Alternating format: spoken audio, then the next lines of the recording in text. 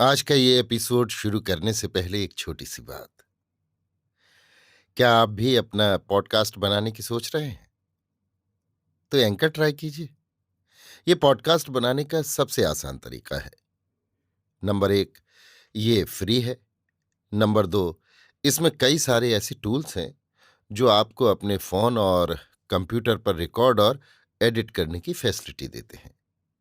Number तीन, आप अपने पॉडकास्ट को डिस्ट्रीब्यूट भी कर सकते हैं, जिससे इसे स्पॉटिफाई और दूसरे प्लेटफॉर्म पर सुना जा सके। तो डाउनलोड कीजिए फ्री एंकर ऐप या विजिट कीजिए anchor.fm पर अपना पॉडकास्ट स्टार्ट करने के लिए। ये तो थी एक छोटी सी जानकारी, और अब शुरू करते हैं एपिसोड का सिलसिला। तो आज के एपिसोड में लीजिए सुनिए फणीश्वर नाथ रेणु के लिखे उपन्यास मैला आंचल का भाग 59, मेरी यानी समीर गोस्वामी की आवाज में। बालदेव जी घोड़ा गाड़ी वाले से कहते हैं, देखो जी, आप यदि ट्रेन पकड़ा दो तो 8 आना बख्शीश देंगे। देखिए, अपने जानती कोशिश तो हम खूब करेंगे। चल बेटा, कदम कदम बढ़ा के। घोड़ा वाला छोकरा घोड़े को चाबुक लगाते हुए गाता है, झगड़ा शुरू हुआ है सारे हिंदुस्तान में, हिंदू मुसलमान में ना। बालदेव जी को आज मालूम हुआ कि महात्मा जी 2 महीने से लगातार पटना में थे। रोज प्रार्थना सभा में भाषण देते थे महात्मा जी। आजकल दिल्ली में हैं। ऐ, कौन गाड़ी बिगुल दिया जी? अभी सिंगल डॉन भी नहीं हुआ है, देरी है। देरी है? वाह बहादुर। स्टेशन पर बालदेव जी ने भाड़ा के अलावा एक अठन्नी बख्शीश में दिया तो घोड़ा गाड़ी वाले छोकरे ने बड़े कैदा से हाथ चमका के सलाम किया। सलाम हजौर। किसी जवान स्त्री को देखते ही बालदेव जी को झट से लक्ष्मी की याद आ जाती है। मन ही मन सोचते हैं, यदि थोड़ी देर गांगुली जी के यहाँ और हो जाती तो आज शर्मा जी आने नहीं देते। चलते चलते शर्मा जी ने आखिर दिल लगी कर ही लिया। अच्छा तो बालदेव जाओ, हम बेकूफ जो तुमको रोकेंगे। तुमको यहां रोक लें और उधर तुम्हारी कोठारिन किसी से सत्संग करने लगे तो हुआ। माफ करना। अच्छा तो जय हिंद। जय हिंद बालदेव जी। कौन, खलासी जी? कहिए क्या हाल है? हम तो अभी आ रहे हैं मेरीगंज से। जाइए, रौतहट स्टेशन में आपकी बैलगाड़ी लगी हुई है। गए थे रोकसती कराने के लिए। रोकसती यानी रुखसत। आज 10 दिन के बाद लौटे हैं। हमारे जलाना को गरम हवा लग गया है। गरम हवा यानी भूत प्रेत की हवा। झाड़ फूंक कर साथ लेते आए हैं। हाँ, आज 10 बजे हम आपके आश्रम की तरफ गए थे, एक जड़ी खोजने के लिए। आश्रम देखकर मन होता था कि यहां से कहीं नहीं जाए। आप तो थे नहीं, कोठारिन जी थी। साहेब बनगी किया, सुपाड़ी कसेली खाया। एक नवतुरिया साधु जी इतना बढ़िया गा गा कर बीजक पढ़ रहे थे कि जी होता था बैठे रहे। अच्छा तो जय हिंद। नवतुरिया साधु? काशी जी का विद्यार्थी जी है। महंत सेवादास के समय से ही मठ पर आता है। 1-2 साल के बाद महंत साहब जाने के समय धोती चादर किताब का दाम और राह खर्चा देते थे। मोती के जैसा अक्षर लिखता है। लक्ष्मी ने जो बीजक दिया था बालदेव जी को, इसी विद्यार्थी जी का लिखा हुआ था। इस बार आए हैं तो कहते हैं कि मठ पर जी नहीं लगता है। लेकिन लक्ष्मी तो अब मठ की कोठारिन नहीं, एक भले घर की स्त्री है। जब मैं घर में नहीं था तो वो क्यों गया? आखिर लोग सोचते क्या होंगे? नहीं, ये अच्छी बात नहीं। लक्ष्मी को समझा देना होगा। बालदेव जी की मौसी रोज सुबह ही उनके आश्रम के सामने आकर बैठ जाती है और गिन गिन कर गालियां सुना जाती है। अरे भकुआ रे, यही दिन के लिए पाल पोस के इतना बड़ा किया था रे। मुड़ी कटौना रे, लक्ष्मीनिया ने तो तुमको धोखा की माटी खिलाकर बस कर लिया है। धोखा की माटी यानी बस में करने का एक टोटका। भेंडा बनाकर रख लिया है। रे बेलज्जा, मोटकी घुमसी की सूरत पर कैसे भूल गया रे?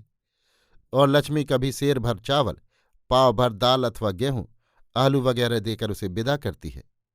एक पहर सांझ हो गई है। सर्दी काफी पड़ने लगी है अब। बालदेव जी चादर से कान को ढक लेते हैं, लेकिन कान तो गर्म है। विद्यार्थी जी? अरे हाँ हाँ, ठहर। साला आदमी देखकर भी भड़कता है। गाड़ीवार ने बैलों को रोकते हुए पुकारा, गोसाई जी उठिए, आ गए घर। बालदेव जी जगे ही हुए हैं। उठते ही दूर पेड़ की छाया में किसी को जाते देखते हैं।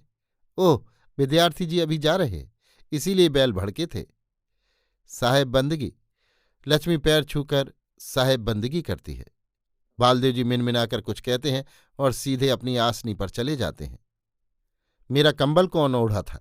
बालदेव जी बिछावन पर पड़े हुए कंबल को नाक से कोड़कर देखते हुए पूछते हैं। मेरा कंबल क्यों ओढ़ा था वो? कौन? और कौन? मालूम होता है सपना देखती हो। बालदेव जी का माथा गर्म है। रामफल तुम लोग खा लो, हमको भूख नहीं, हम नहीं खाएंगे। बालदेव जी जोर जोर से कंबल झाड़ते हुए कहते हैं। दुनिया भर का आदमी आकर आसन पर सोएगा। लक्ष्मी कई दिनों से देखती है। बालदेव जी बात बात पर बिगड़ जाते हैं। वो आकर दरवाजे के पास खड़ी हो जाती है। आसन झाड़ा हुआ है। विद्यार्थी जी तो ओसारे पर बैठे थे। क्यों ओसारे पर क्यों थे? घर में नहीं बैठते विद्यार्थी जी? सूने घर में जैसा घर वैसा ओसारा। बालदेव जी के ओठ फड़क उठते हैं। विद्यार्थी जी आते हैं सत्संग करने के लिए। हाँ हाँ, खूब समझते हैं सत्संग। सत्संग। बालदेव जी घृणा से मुंह सिकोड़ लेते हैं। ना जाने क्यों आज सत्संग सुनते ही उनकी देह में झरक सी लगती है। छोटन बाबू ने कहा था सत्संग कर रहे हैं। दोरेक शर्मा ने आखिर कह दिया कोठारिन किसी के साथ सत्संग। सत्संग ही करना है तो उनकी आसनी यहीं लगा दो। दिन रात खूब सत्संग करती रहना। बालदेव जी ओठ टेढ़ा करके एक अजीब मुद्रा बनाकर हाथ चमकाकर कहते हैं सत्संग। गुसाई साहब, लक्ष्मी के भी नथने फड़क उठते हैं। ऐसा क्यों बकते हैं? तुम हमको ट्रिकबाजी दिखाती हो, हम सब समझते हैं। क्या समझते हैं? बाहें क्यों मरोड़ती है लक्ष्मी? मारपीट करेगी क्या? गुस्सा से थर थर कांपती है। बोलिए, क्या समझते हैं? रंडी समझ लिया है क्या? ठीक ही कहा है, जानवर की मूड़ी को पोसने से गले की फांसी छुड़ाता है, मगर आदमी की मूड़ी। हम तुम्हारे पालतू कुत्ता नहीं। हम अभी चंदन पट्टी चले जाएंगे अभी। बालदेव जी उठकर खड़े होते हैं। गुस्सा मत होइए गोसाई साहब, क्रोध पाप को मूल। जाते जाते देह में अकलंग लगाकर मत जाइए। अकलंग यानी कलंक। बालदेव जी कुछ सोचकर बैठ जाते हैं। लक्ष्मी की देह से गंध निकलती है। चुपचाप लक्ष्मी की ओर देखते हैं वो। लक्ष्मी चुपचाप किवाड़ के सहारे खड़ी आंसू पहुंचते हुए सिसकती है। मेरी तकदीर ही खराब है। लक्ष्मी रो रही है। बालदेव जी का गुस्सा धीरे धीरे उतर जाता है। वो उठते हैं। लक्ष्मी के सर पर हाथ फेरते हुए कहते हैं रो मत, तुम पर भला संदेह करेंगे। रो मत, लेकिन तुमको अब खुद समझना चाहिए कि तुम अब मठ की कोठारिन नहीं, मेरी स्त्री हो। लोग क्या कहेंगे? लक्ष्मी बालदेव जी के पांव पर गिर पड़ती है। क्षमा प्रभु, दासी का अपराध। छी छी। लक्ष्मी उठो, चलो भूख लगी है। अभी आप सुन रहे थे फणीश्वर नाथ रेणु के लिखे उपन्यास मैला आंचल का भाग 59, मेरी यानी समीर गोस्वामी की आवाज में।